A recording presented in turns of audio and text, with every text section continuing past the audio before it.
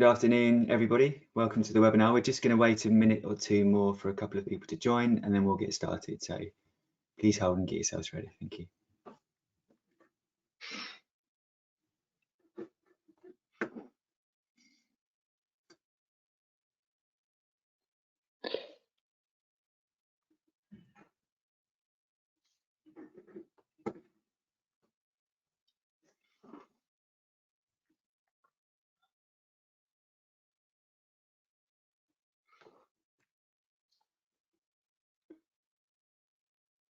Whilst everybody's waiting, if you do have any questions or you want to post some comments into the chat window, please feel free to do so, either now or throughout the presentation. We'll be keeping an eye, picking up on any comments that people make, any questions, and we'll do our best to answer them as we go through. So feel free to start posting some questions.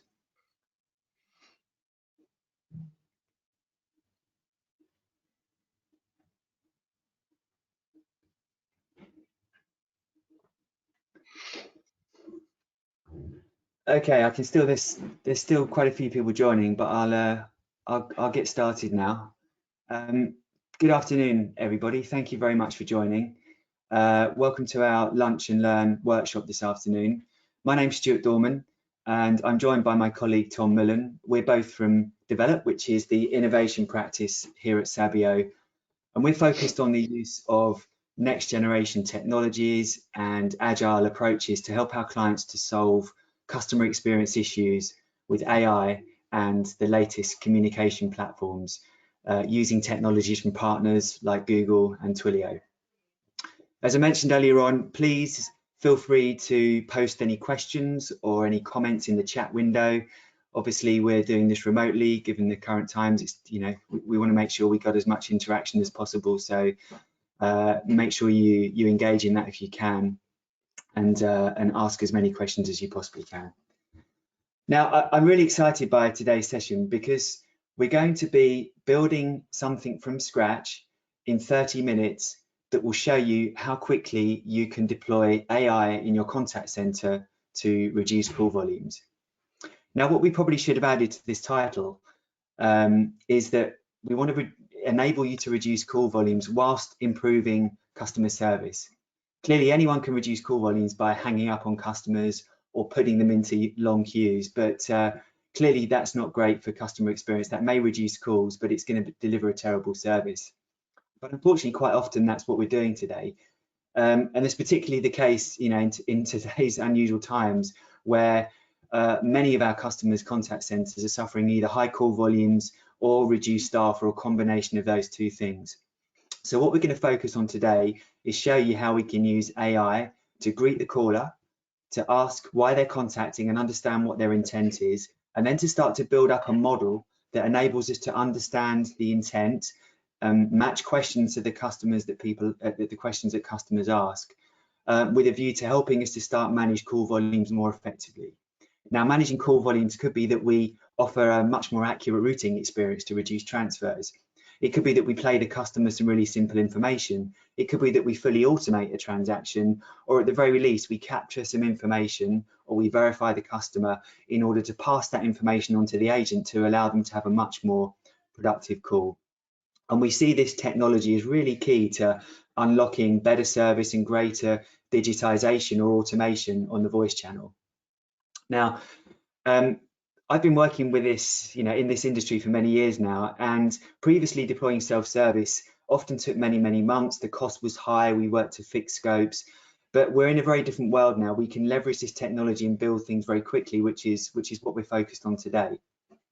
And really, the problems that we're trying to address here are these perennial problems of trying to focus on reducing the time that it takes a customer to solve their problem. Often today, customers experience high transfers. They have to wait for a long time to get through. They're put on hold.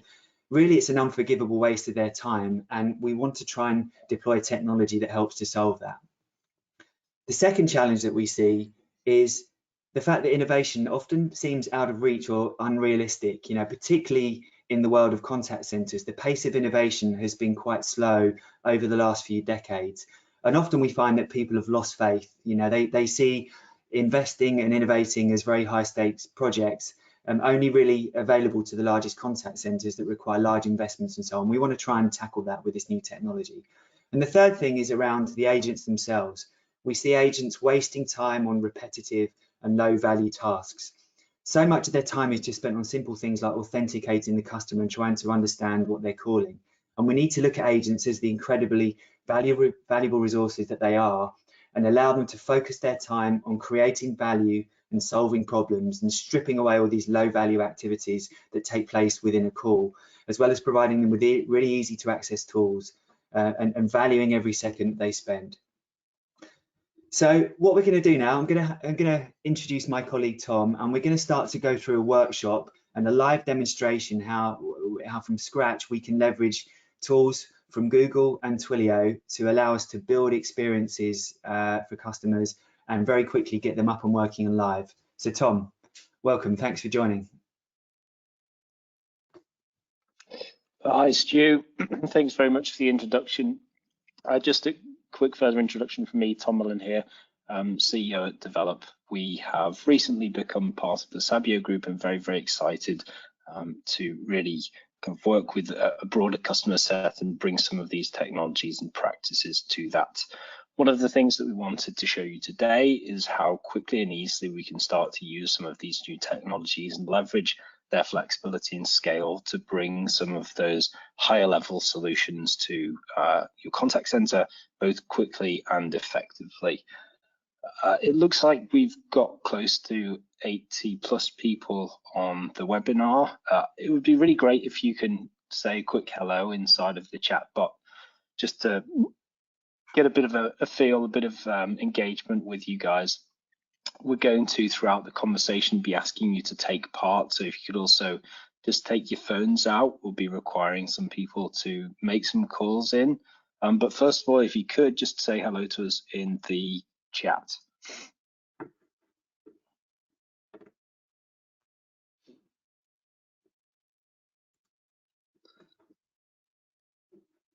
I can't see anybody saying hello, but if you are, keep going.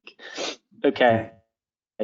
So first things first that we're going to do today is just introduce really the technologies that we're going to be using to be able to actually show you how to build this capability within your contact center. The aim is to be able to get a working solution, albeit relatively basic, up and running in the next 30 minutes. So the key tools that we're going to be using are, first of all, Twilio. We've got a pre-configured Twilio project. There's nothing special about it, just a vanilla Twilio project. If you want to go and create your own, you absolutely can do after this session. They'll give you a bit of credit to have a play around with, and it's lots of fun. It allows us to really leverage some of the underlying infrastructure and technologies that they've built on top of the traditional kind of PSTN and telephony layers to give us a very API-based approach and kind of future-forward approach to building telephony and contact center solutions. The next part we're going to be using is Dialogflow. So we've created a very basic, again, vanilla Dialogflow agent to walk you through this process, ideally kind of from the very beginnings. Dialogflow is also a free tool to begin with. I urge you to go and create a free one at the end of this session and have a little bit of a play with it. Dialogflow actually provides us with the natural language capability. So it encapsulates some automatic speech recognition, text-to-speech, as well as intent-based modeling. These are the kind of key requisites that will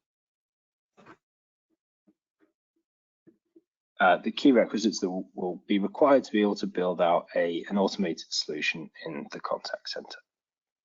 So first things first, we're going to need a phone number to be able to call in on. Today, we're going to be working under the pretext of a parcel delivery service. Let's call it Bob's because it's easy. I'm sure it's something that everybody is relating to at the minute with all of the shops closed and an increase of Amazon and any other deliveries that you're receiving to help life be a little bit easier under the current environment. So we'll be building out a bit of a solution that will show us how we can handle some of the queries and analyze some of the customer questions that a parcel delivery service might be handling at the current time. So first things first, we're going to buy a phone number. Twilio allows us through their super network to easily purchase phone numbers. We will simply click here to get a new one. And we're going to want one with voice and maybe SMS for future use. Let's find a mobile number. You can search for this and it should bring us up a list of phone numbers. Very good. So we've got a list of phone numbers there with some capabilities of voice and SMS. We're just going to take the first one. And as simple as anything else, we create by, and that's it. We've got a phone number that we're going to use for the demo. So first part, the telephony layer done. We're just going to configure this quickly. So we've got a Twiml app, which really just points to a URL in the background that connects the phone number to the underlying infrastructure, which joins Twilio and Dialogflow together. So whilst you're doing that, Tom, I guess it's for those that aren't familiar with either Twilio or Google CCAI, I'm sure that these tools are being used quite extensively already, either by your R&D teams or your innovation teams. Not necessarily familiar with the operational contact center people, but certainly something that I'm sure will be well known by many of your developers and R&D teams. That's right. And I think, again, one of the key things that we really need to stress is the ability to get up and running very, very quickly and also go and have a play. There isn't a huge overhead in getting these things started, and it really does help to enable kind of rapid adoption. So what we need to do now is actually associate that telephone number through some configuration with the Dialogflow agent that we've created and build out some other configuration that will allow us to specify a little bit about what the customer journey should sound like as we go through this process. So this platform here is a kind of custom solution which provides a deep integration between Twilio and Google CCAI, and it allows us to really define some key things to the customer journey. So the first thing that we would do is go and define a text-to-speech profile. So this is what our customers would hear from the synthesized voice when they speak to our automation, so our automated flow. We've created a basic one, just a standard one here, but we could choose any one of the Google WaveNet or standard voices through this profile. The second thing is to actually take the service account and authenticate the Dialogflow agent. In order for us to do that, we would typically go into the settings within the Dialogflow agent, and in here we can link to the service account. We would get a key file, a JSON key file, and then we can upload that into the platform here so we can authenticate against that Dialogflow agent. So very, very simple. We've already done this ahead of time just to save a bit of time, but it really is as simple as putting in the project name and then uploading the key file that we get given. The final step in the process is to join these things together. So to take the text-to-speech profile, what the voice will sound like, to take the Dialogflow agent, so what the conversation will flow like, and then associate that with the number that we've just purchased. So we've pre-created an automation profile where we've assigned the Dialogflow agent and selected the text-to-speech profile. The one thing that we need to do is add the new phone number that we just bought. So if we click on voice there, we should be able to find the phone number, which I believe is this one, and we should be good to go. So Stu, do you want to put a very quick call into that phone number just to make sure it's working okay? And then we can get all of our participants to make a quick call, and they will, then we can show them how we'll build out the intents to actually greet the customers that we'd expect. 3 4 3 5 8 3 8. Okay, I'm just calling that number now.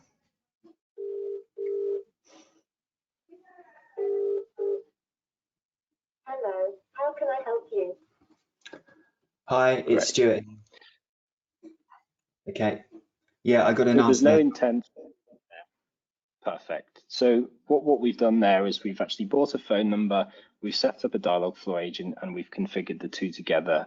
And within, I suppose, a couple of minutes, we actually have an end-to-end solution that allows us to start building automation. Now, before the audience makes a phone call and starts interacting, I think it would be worthwhile for us to just talk them through the intents and show them how we can configure that welcome message.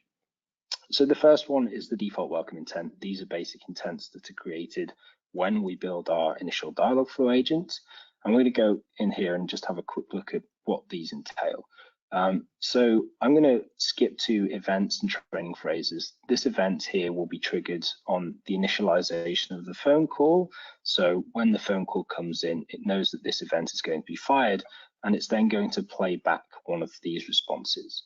Now, these responses are very generic and aren't going to be very helpful for our customers. So we can remove those and add in something specific. So we'll say, good afternoon,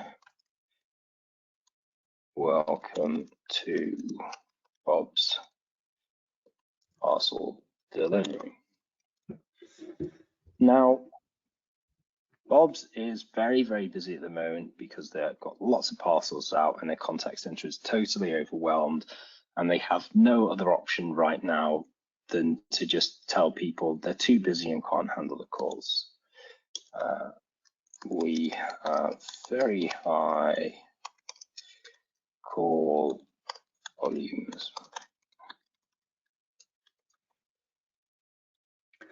I think this is one of the first things as well, Tom, that that's probably different about this approach is this ability to be able to, on the fly, make changes to announcements and prompts. I mean, traditionally, this would have required somebody in the call center to re-record, or ideally, you would have had to go to studio, which can take many days or weeks to get updated. Whereas obviously with this approach, we can do this on the fly using text to speech. That's right. So what we've done here is we've created a custom response to say, welcome to Bob's parcel delivery. We've got very high volumes right now and we can't take the call. Please call back later. The other thing that we've done is we're actually going to start to control from within intent, and we've provided some parameters which come as part of the integration between Twilio and Dialogflow to be able to hang it up. So we're saying, okay, we're going to hang the call up now because there's nothing else we could do. So I would like you to do, if you're in the audience and you do have a phone free, please give that number a quick call. So for those of you that can't see, I've just published the number into the chat window at the bottom. I'm hoping I've typed it incorrectly. So sorry, I haven't. 07723 435 838. There we go. I'll call as well to put a call through. Good afternoon. Welcome to Bob's Parcel Delivery. We have very high call volumes right now and cannot take your call. Please call back later. Okay, great. So hopefully everybody else would have had the same experience there. Now, what we ultimately want to be able to do with this technology is to start to understand why people are calling us with these high call volumes and really start to identify where there are opportunities for us to be able to automate away some of that traffic. So it might be through improved call routing, it might be through some deflection, whatever that might be. It's really important for us to understand exactly what customers are saying and then to be able to categorize it and build an intent model around it. So instead of just hanging the call up, what we're going to do is allow customers to actually tell us why they're calling and then route that call on to the contact center. So we're going to say, good afternoon, welcome to Bob's. Can you please tell me why you are calling today? So this could be to organize a parcel to delivery, to see where my parcel is, which is probably the most common one. And what we should be doing then is taking the utterance that we capture after the initial intent and being able to analyze that for future use to be able to build out subsequent intents in the model. What we've also done here is knowing that when people tell us what they're phoning for, we're going to not have an intent that will categorize it, and we're going to capture it in a default fallback intent. Now, what we don't want to do at this stage is capture that information and then just put the phone down. So we're going to set up a very, very basic contact center. It will be massively overwhelmed because there's only me being able to answer the phone, but you should be able to see at least the end-to-end flow. So in order for us to do that, we need to just enable a little bit of fulfillment, and all of that fulfillment is doing is simply telling Dialogflow that when that default fallback intent is hit, it's going to escalate the customer through to a router that we've pre-specified.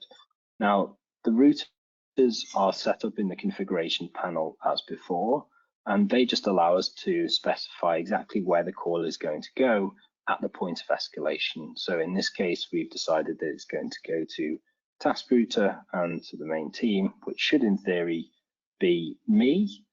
Now, if we can all make that call again, Stu, you included, what hopefully should happen is it's going to ask you for what the reason for calling. We're then going to capture that and show you a little bit how we can analyze that. We should also see is you would start to hear some hold music, and a number of calls should come into the contact center here.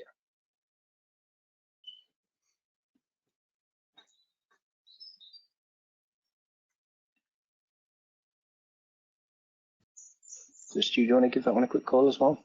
Yeah, I've just put the call in now. So I muted myself out while I was doing it. So here we go. There we go. That's okay. So Michael. Lots of people coming in, okay. Totally overwhelmed. There's absolutely no chance I'm going to be able to answer all of those calls. But again, this is more just to illustrate how easy it is for us to get from pretty much zero to a natural language powered solution that's allowing us to capture information from the customers and ultimately route it. Now, we're not doing any intent-based routing because we don't have an intent model defined just yet. So that brings us on to the next step, being able to actually see what was being said and allow us to start to pull together those initial utterances. So we can see here one or two. I'd like to know where my parcel is, missing parcel, delivery status, where's my parcel, got the wrong parcel. Okay, so there's a bit of a theme here already. We're getting pretty much real-time analytics from live customers interacting with our phone lines, and we're starting to be able to see trends. And what we're going to be able to do is use those trends to then identify what we should build out next to be able to serve our customer needs the easiest. So the idea of this flow is really to start to be able to provide self-service, or to be able to at least reduce the call volumes or dependency on the agent by providing greater context. So it looks like where's my parcel is going to be the one that we focus on. So let's go ahead and just build an intent for that particular flow. So very easy for us to do. We're going to create a new intent and we'll call it where is my parcel. Easy. Now the training phrases bit, this is where we'd actually add in training phrases which allow us to tell the underlying natural language processor what training phrases this intent should be fired for. You would typically go through a process of adding maybe 15, 20 of these, but given we don't have a great deal of time to get this working, we're just going to add a few. The result of that may be that when we try it again, the phrases that are actually triggered might not be fully trained, and therefore the wrong intent might be fired. So where is my parcel? We typically try and choose an array of vocabulary. So while you're doing this, Tom, I mean, I guess there could be thousands of different ways that somebody might ask the same question, where is my parcel? We don't necessarily have to list every single version of that here, do we? We're just giving the model some idea of what people might ask to train it, and then it will adapt based on, you know, the statistical relevance of that question and whether it thinks the customer's asking for this particular intent. That's right. And I guess So the other, you're absolutely right. We don't have to fill in all of the phrases. no. And then for just to be clear, an intent really is just a reason for the customer calling. So quite often, you know, you might start at quite a high level, as we are here, where is my parcel? But very quickly over time, as you learn more about what customers are asking for, we can gradually build more and more intent and get more granular as to the reasons for people calling. And if we look at, you know, Marks and Spencer's as an example, I believe they've got upwards of 1,000 different intents. Is that right, Tom, for people calling? They've certainly got an awful lot of them, yes. The exact number we can ask the M&S team. But ultimately, yes, what we do is use an iterative process to be able to go through identifying the intents and then creating the relevant training phrases. And it really is an iterative process. So we have to go through kind of the analysis, training, further analysis and training. And it's not a process that necessarily stops simply because customers will start to interact in slightly different ways. The value that they find in the service might change. There may be macro or micro factors which will change which intents are getting fired and how people are talking about those. But I think the key thing is the tools really allow us to do that very, very quickly and react at a pace that allows us to deliver kind of real-time solutions to our customers without having to wait for a long feedback loop of many either days, weeks, or months. So we're going to just save that while it's working, and then we would create a response. So what we'd ideally do is have to have some kind of identification for the customer. And we can say, no problem. First, can I take your postcode? Okay. So now we're starting to build out a very basic conversation that would start to look like an automated journey. At this point, we don't necessarily have to aim for full automation, but what we could be doing is collecting information that would then be passed into the agent when the call arrives there.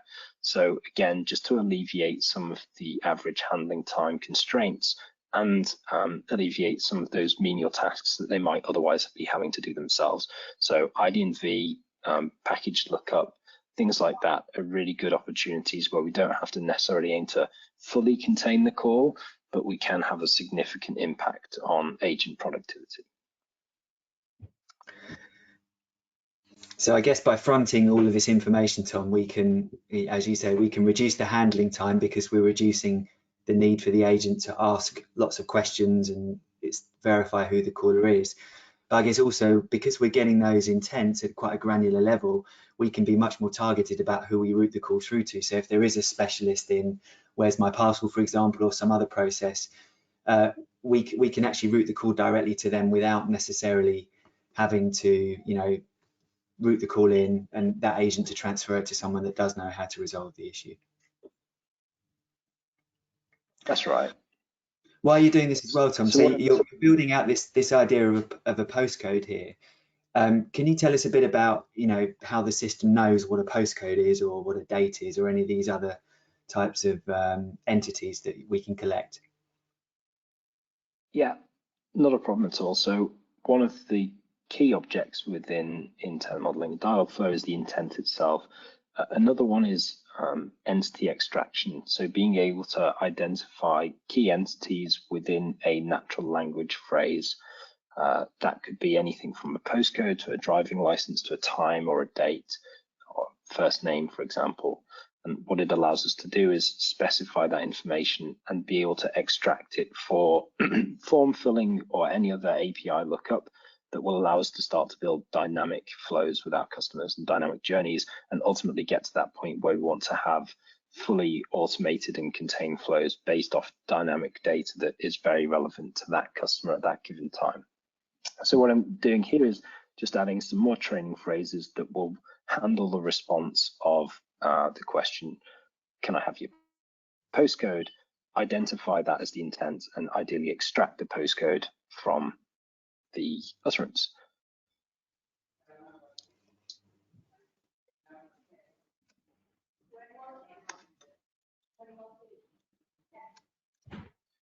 And I wish I knew many more postcodes off the top of my head. Mm-hmm.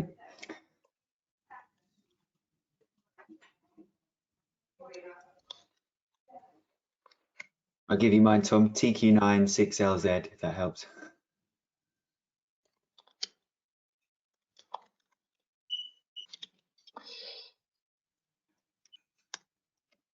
I'm going to not type it in properly just in case that this video is shared too widely. I shouldn't have announced that live, should I? It's all right. Whilst we're on the question that's come through here about can inputting the phrases be automated with time, or any new phrases similar get automatically added to the intent list? That's a really good question. So right now, we don't have a fully automated way of training the model. There is required a human API per se that needs to be able to understand the phrases and what intent they are mapped to. Actually, we don't have to go through and manually type those phrases out, but we can do training through the training module inside of Dialogflow. One of the kind of deeper CCAI pieces of functionality is called topic modeling, and the aim there is to actually identify trends within the customer conversation to recommend new intents and improved ways of training the model, i.e. where phrases may or may not have been specific to a given intent and should be moved somewhere else.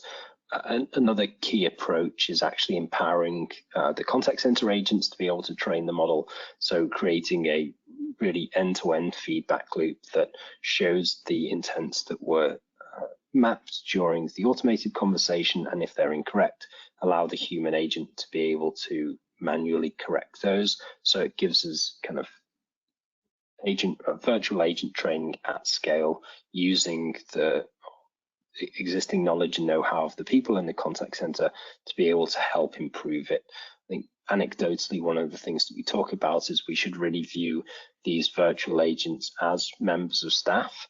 We wouldn't expect a member of staff to be able to cover a whole array of business questions, and we certainly wouldn't expect them to do it without any training.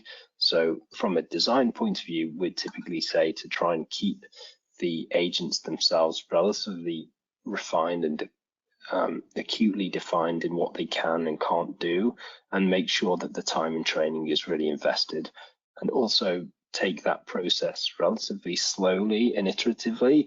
The last thing that anybody, human or virtual, would want is to be thrown in at the deep end and hope that it works.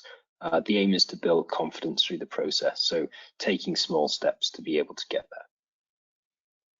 Great, thanks, Tom.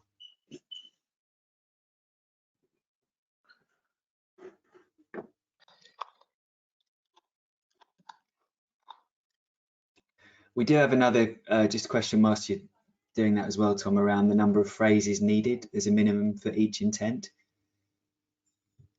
Yeah, so we typically recommend around about 15 phrases, but it will vary on how many intents that you have and how close together those intents are. So typically as the models get bigger, we tend to have collision of intents. So more and more training phrases will look the same, and to be able to really differentiate on the key parts of those, you require a larger corpus of information.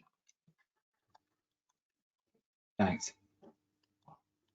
So what I'm going to show you here is we're going to handle the response. So we've got a multi-turn conversation, and then we're going to actually end with sending the customer an SMS. So we've assumed that they've given us a postcode that we've recognized, we've identified where their parcel is, and we're saying that it's out for delivery today. In order to actually do that in the real world, we would require to go through fulfillment and make a API call into a database to look up that postcode and then find out the status of the parcel. That's very much outside the realms of what's achievable in 30 minutes. So this is just to give you a bit of a flavor. And I think one of the key things that we wanted to really clarify as well, if there's a greater appetite to look at what the next steps would be, so to go a further level of advancement from this initial webinar, we'd be very happy to set that up and even create a bit of a series of webinars for everybody to learn and go through that process with us. So we've created this postcode capture intent. And the next thing that we're going to do is just handle the response, yes or no, as to whether they would like to receive an SMS. So Google provides us with some templates that we can use for follow-ups. In this case, we're going to use the yes and no one. So we'll just click yes. And what this does is it actually pre-populates all of the training phrases. It also gives us this context, which means that this intent will only be fired once that context is present, and it won't accidentally be fired at any other time during the conversation. So what we're going to do here is actually wrap up the conversation for them, because we've assumed that we've given the customer their response. So we're going to say, okay, great. I've just sent you an SMS with the details. Now, a key aim of a kind of design aim is to be able to allow semi-technical people to actually build out this conversation and manage the communication interface, both the journey and the channel that the customer is being talked to on. So what we have the ability to do here is define an action which is going to send an SMS. And we can specify right here what that SMS is going to say. Again, if we use the UI, then we are limited to using static data. If we wanted to make the response in the SMS dynamic, we would be able to use similar parameters, but we'd have to use some fulfillment, and that would require a little bit of custom coding. Not very much at all. It's probably an hour or two's worth of effort to be able to do that and to get that SMS actually sending dynamic information about the customer. Okay, so we're going to say, hi, this is Bob's delivery or parcel. If I can spell that, help.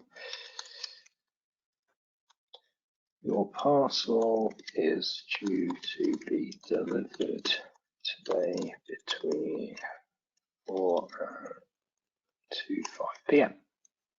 Okay, very good. And we're just going to handle the no scenario as well. I think because this is the end of the conversation, we're going to want to end the call here as well. We don't necessarily want to get them to escalate to an agent, but what we could also do if we wanted is ask a follow-up question to say, I've sent you the SMS with the details, would you like to speak to somebody? And then equally handle that follow-up question and ultimately escalate them to an agent. We've already shown you how easy it is for us to escalate calls to an agent, so we're just going to end the conversation here. Thank you for calling Ops today. And to hang up the call, we'll do what we did before and just enter that parameter set there. Now, finally, we just want to handle the no. So if they didn't want to find any more information about when the parcel is going to be delivered, they may say no, and we're just going to have to handle that too. So we'll create another follow-up intent for no. And relatively simply, we can say, no problem. Thank you for calling Bob's today. And similarly, we will do hang up. Oops, true in there. What we have inside Dialogflow is the ability to actually test this through the console without having to go through the telephony channel. So what's really important from an infrastructure point of view to understand is the aim is to be able to build the customer conversation in the intent model once, and for it to be work across multiple different channels. So ideally, it would work across voice and any asynchronous messaging service. And that really does allow us to rapidly iterate and then test that in real time in the console here. So we're going to say hello, because that's going to trigger the welcome intent. And we're going to say, where is my parcel? No problem, take your postcode. So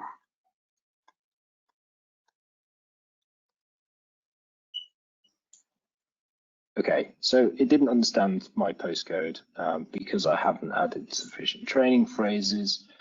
Let me see if I can just get it to do that by telling it I'm giving it my postcode. Whilst you're doing that, Tom, there's a question that's come through, which is about, recognition of postcodes.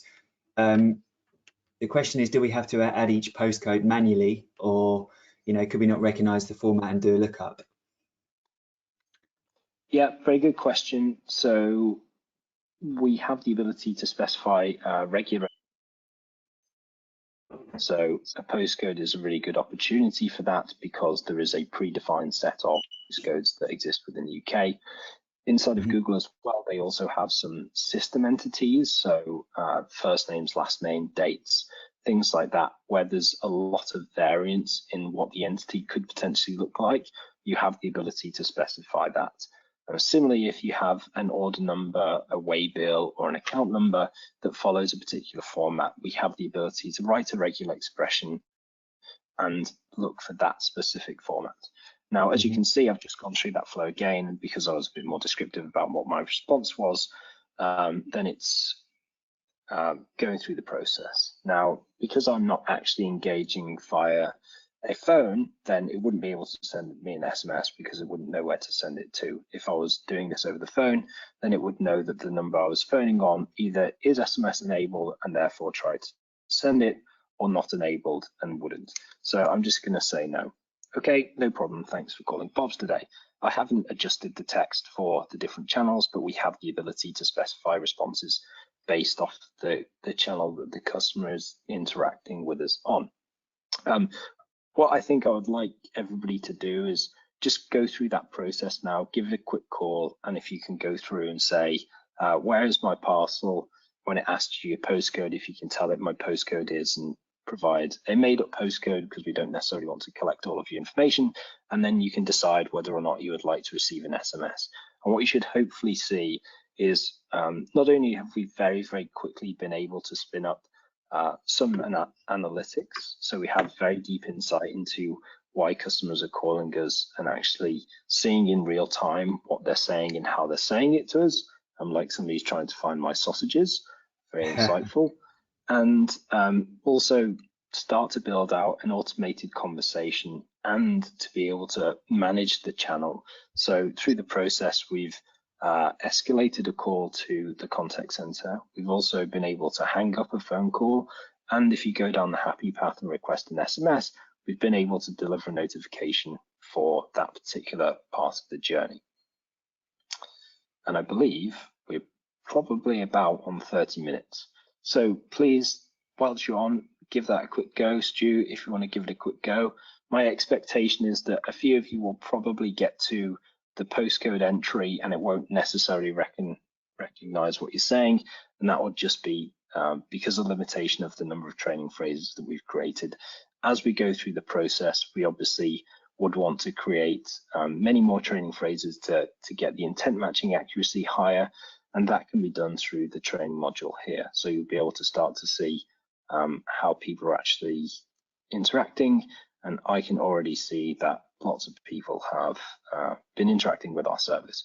So by all means, give that a quick call now for 30 seconds, and then we can share with you a little bit more detail of where we've used this technology before to great effect.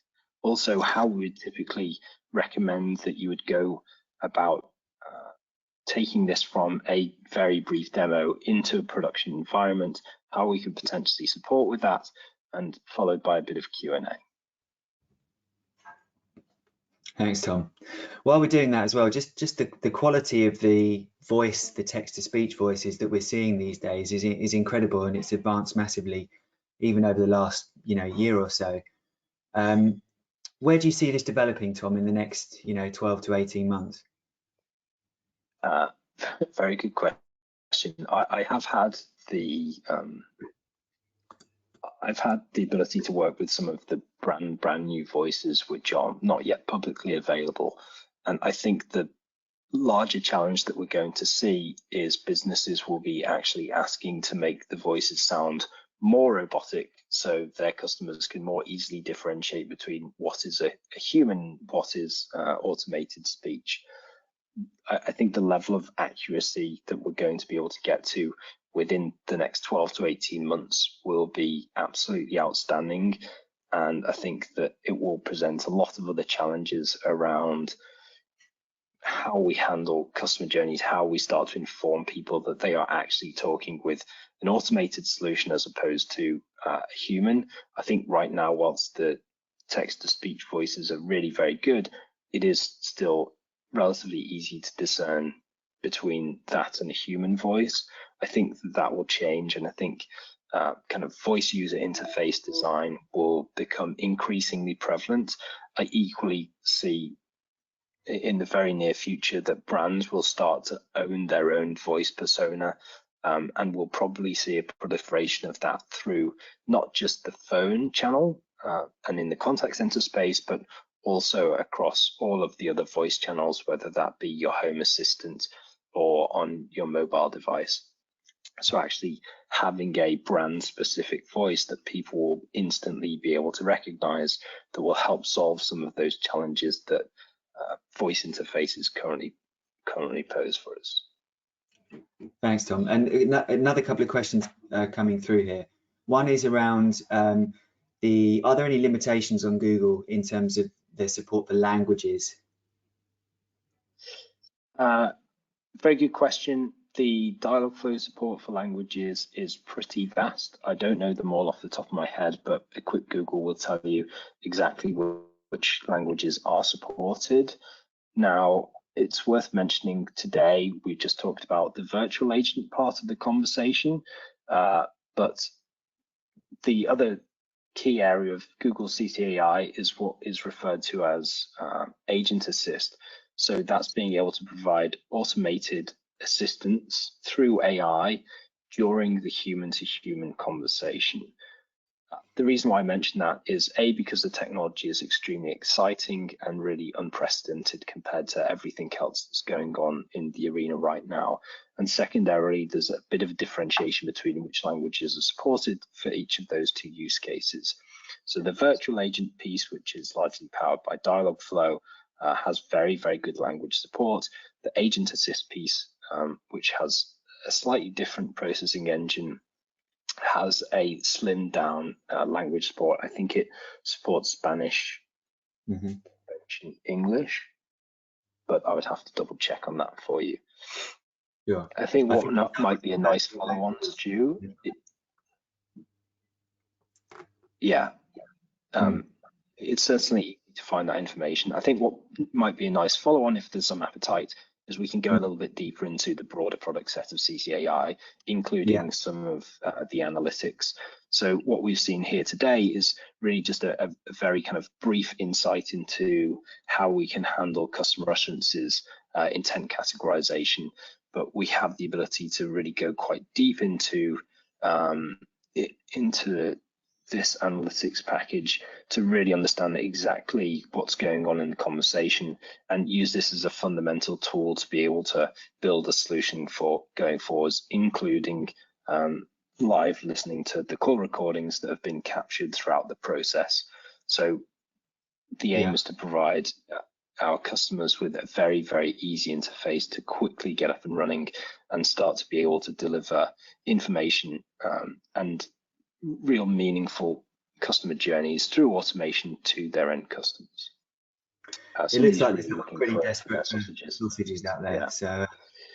So I can see that a few things here, people are actually entering the postcodes and going through the process. I can equally see in the message logs that a number of SMSs have been sent out, so people have got through the happy path. Really, again, what we wanted to show you today was a very, very brief taster into what it is possible in a very, very short period of time through these technologies. So to recap quickly on what we've gone through there, first things first is we created a new telephone number. So we leveraged Twilio's super network to be able to very quickly buy a new mobile number to interact with. We then created a little bit of configuration in the process to be able to map that telephone number to the underlying Dialogflow agent through our configuration here. Inside of Dialogflow, the first thing that we did is provide a message to our customers to tell them we couldn't handle their calls. After that, we opened it up to actually capture an utterance from them that we could then analyze through the analytics package. And also we forwarded those phone calls into Twilio Flex, which is a contact center interface. And it's now worked out that I couldn't handle any calls, so it kicked me offline. But as you guys saw, a lot of calls came in, and ultimately that could have been real agents in a real life scenario working from home or otherwise. Following on from that, we went through and created a bit of a happy path flow. So we identified one of the key intents that people were interested in is finding out where their parcel was. And we very quickly created a where's my parcel flow that would ultimately provide them some information about where their parcel is and help to remove some of the volume going through to the contact center. So that pretty much wraps up the demo for today. As I said, this is really the tip of the iceberg, and there's lots of other component parts that we could talk about, from the configuration through to conversational design, through to managing these at scale, through to different routing capabilities and capacities. So I think it would be really great if we could canvass a bit of opinion as to whether people would like to see a further episode or several further episodes in the series, and if there is a topic or several topics which are of particular interest, we can help to really build some of the content to cater for that as well. So just to wrap up, we're going to go back to the slides, and there's a bit of a case study that I wanted to talk you through where we've actually done this in the real world. So we're very, very privileged, and I hope one or two of them are on the webinar today, to work with an incredible team over at M&S who were really looking back retrospectively, miles ahead of the game when it came to these technologies, and have been using a similar approach to what we went through today for a number of years in a production environment at very, very high scale. I think the key aim that the team there wanted to achieve is they had some real issues with routing and people calling all of their stores and asking for things that simply couldn't be delivered by the people on the floor in the store. It was taking up a lot of time for them, and they wanted to find a better solution that wasn't currently available through a DTMF IVR, which largely then to people just hitting the zero and getting through to somebody to speak to then find they had to be transferred. So they hypothesized that they could use these technologies to be able to solve the problem, and ultimately that's what they did. So we managed to really transfer all of the call volume over to these technologies and massively impact the call routing accuracy and start to identify areas for automation and kind of automated call handling and a little bit of deflection where required. So hopefully you can see some of the stats over here. I think the whole project was really testament to the team and their approach.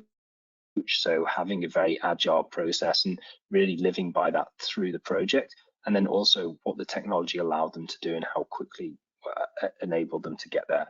So an incredible journey, and I think really a great validation of the approach and the technology that we just walked through with everybody today. If you are interested in learning more information about that or any of the particular challenges that they faced, I was heavily involved personally in that project, so I'd be more than happy to ask. And somebody said something really nice about us. Chris, a great guy, and he was very kind in his words. So the last thing before we open up the floor for a bit of Q&A is just to help you understand how we would go from this initial demo to actually getting something into a production environment and starting to see real business benefits from it. The first step is we're very personal people, and we really believe in cultural alignment when we engage with customers. So we'd come and spend some time with you to really understand what your problems are and identify how these technologies can help to solve those. What's really important to understand is that these technologies are incredible, but they do have limitations, and being able to identify that and be clear on that at the beginning really helps us to make sure that we're going down the right path and going to be able to deliver the value that's expected. We'd go through a process of workshops and technical deep dives to really make sure that we've fundamentally understood the challenge and that this approach and these technologies are going to be able to help. we like to do proof of concepts or small proof of values where we can actually choose a very limited set of hypotheses to go and deliver against. The aim of that is not just to prove the technology fit, but also to make sure, again, that culturally and procedurally we're talking about the same thing and have the same beliefs to be able to move forwards. After a typically successful proof of concept, we'd look to then productionize it, so identify some of the pain points that we will face in going through procurement or any other processes that might otherwise be a little bit onerous through the process, and that will include some technical due diligence as well, making sure that the solution is fit for purpose at the scale that's required. That typically isn't a problem for the underlying platforms, Google and Twilio, but there are for some infrastructure things that we just need to be aware of as we go through the process. Again, we're really very happy to talk to you in more detail about what that looks like, and we'll provide you with our email addresses at the end of this session so you can get in contact directly with us. I think what would be really great now, Stu, is if you want to open up the floor to a bit of Q&A, and if anybody has any questions, we're obviously more than happy to answer them. Sure, we've got quite a few questions coming through here, actually, Tom, so I'll just pick on a couple and put them forward to you in the last few minutes. So one question was around cost.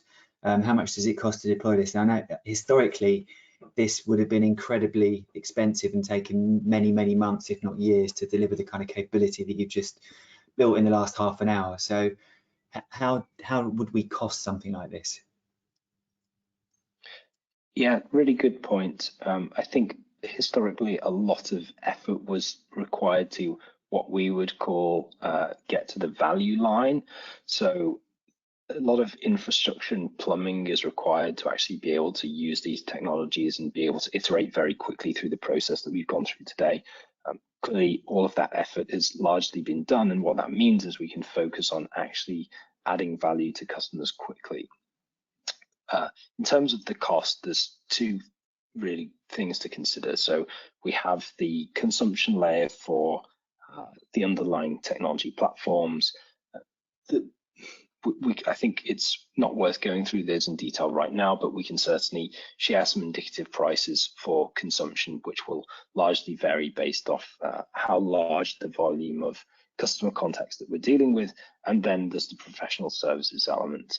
The professional services element, typically would look at this on a 10 to 12 week engagement, and we would work with you to iterate through the details and actually understand what you would like to achieve within that 10 to 12 week process, and start to work through it iteratively with you.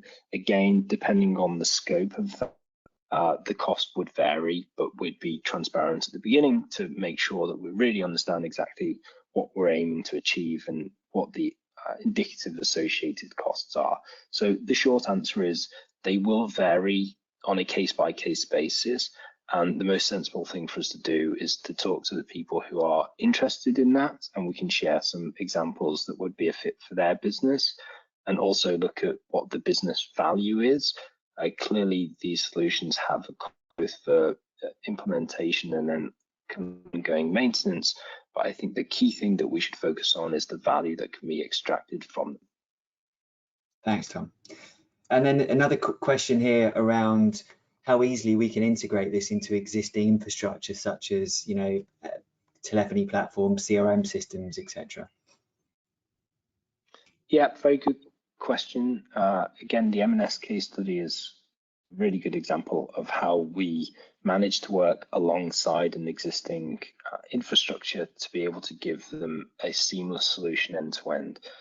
So they were using Genesis as the agent desktop inside of the contact center, and we're able to integrate this process relatively seamlessly into that existing infrastructure. And that's really the aim as well, to choose the best way to be able to do that. We saw today was an end-to-end Twilio solution with Flex being the contact, but identify and understand that people with that in their contact they will need to be delivering both calls and content to via Genesis or any other kind of incumbent solution. Really, we're here to be able to help you do that. Again, we've got a very strong focus on spending time above the value line, so trying to find the path of least resistance to be able to get the solution in quickly and as commercially viably as possible, to then really focus on building this journey, deliver value to customers, and also help to deliver business value. Thanks, Tom. I'm conscious that we're out of time now, so I just want to thank everybody for joining. We hope you found this session useful. If you've got any more questions, and there were quite a few that we couldn't get through on the panel, please email either myself or Tom, stu@develop.co.uk or tom@develop.co.uk. We'll get back to you as quickly as we can. We're happy to arrange, more demos or a deeper dive into the technology if you're interested. Thanks again for joining, and we look forward to catching up with you again soon.